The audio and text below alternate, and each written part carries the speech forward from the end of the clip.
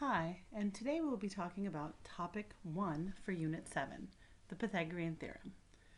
What is the Pythagorean Theorem and how do I use it to solve for a missing side?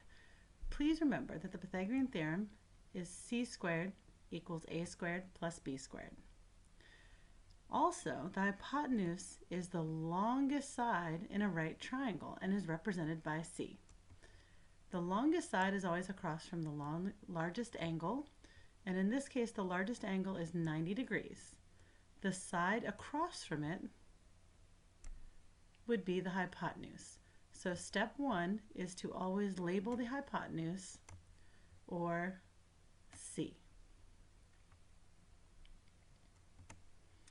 For our first problem, we're going to be given a triangle and we're going to have to determine what the hypotenuse is. So when we label the hypotenuse, which is C, we will see how to set up the problem. Once we have it labeled, we're just going to plug it into the Pythagorean theorem itself, which is c squared equals a squared plus b squared. Since x is the c, we put it on the left, and order does not matter for 12 or 16. When I square those in my calculator, I get 144 plus 256, so c squared equals 400. Next, I'm going to take the square root of this. When I take the square root, I get c is 20. So the length of the hypotenuse is 20. For the next example, you're going to see that there is a zip line from the top of a tree to the spot 20 feet away. If the zip line is 52 feet long, how tall is the tree? Well, step 1, we're going to need to label the hypotenuse, but we're going to have to draw a picture. So I know that I'm dealing with the right triangles, so I'm going to start there. Now, what I know about trees tell me that trees stand like this. So let's look. The zip line from the top of the tree to a spot 20 feet away tells me that the 20 goes from the base of the tree to this point over here. The zip line itself is 52 feet long, so it goes here.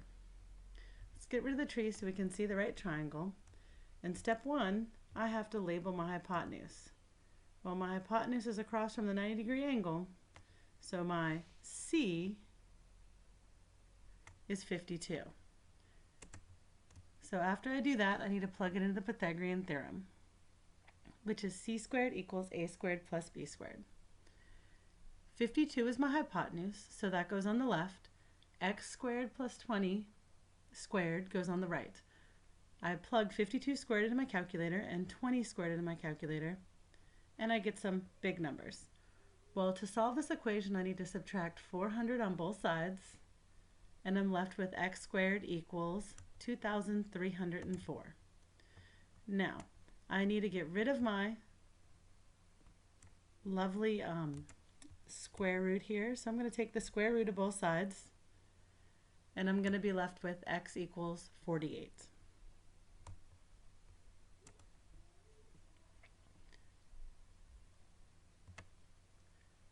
For the next example, you'll see I have two triangles put together. You can see the triangle on the right and the triangle on the left. So what I do notice about these triangles is that I cannot find x right away because I have two missing sides. I have to find this side first. Luckily, I have two triangles and I'll be able to do it. So I'm going to work with just my triangle on the right first. And when I do that, step 1 is always the same. I need to label my hypotenuse. Step 2, I'm going to plug it into the Pythagorean theorem. Well, let's see. My hypotenuse in this problem would be 25 because it's across from the right angle. So when I plug that in to c squared equals a squared plus b squared, I get 25 squared equals a squared plus 24 squared. I plug those numbers into my calculator. I subtract 576 on both sides, and I get a squared equals 49. So I'm going to take the square root of that, and a is equal to 7. So this side is 7. So now that I know that side, I can get rid of this triangle and solve for x. Still step 2, I'm still plugging into the Pythagorean Theorem, which is c squared equals a squared plus b squared. This time, x is my hypotenuse, so it's on the left. I'm going to square both numbers. When I square the square root of 26, the square root just disappears because they're inverse functions. So I add those two numbers together, I get 75. I need to take the square root of 75. When I do that, I can simplify my radicals as we did in lesson 0 by knowing that 75 is 25 times 3. The square root of 25 is 5, so I get 5 square root of 3. If I plug it into my calculator as square root of 75, I get 8.66 as my final answer. So x equals 8.66. So find the length of the diagonal of a square. Well, if I get rid of that top triangle, really it's just a right triangle problem. And I want to label my hypotenuse. So my hypotenuse, which is the actual diagonal, is right here. So then I'm going to plug it into my calculator, or in my Pythagorean theorem, of c squared equals a squared plus b squared. This time, I don't know what the hypotenuse is, so that's x. 5 squared plus 5 squared is 25 plus 25, or 50.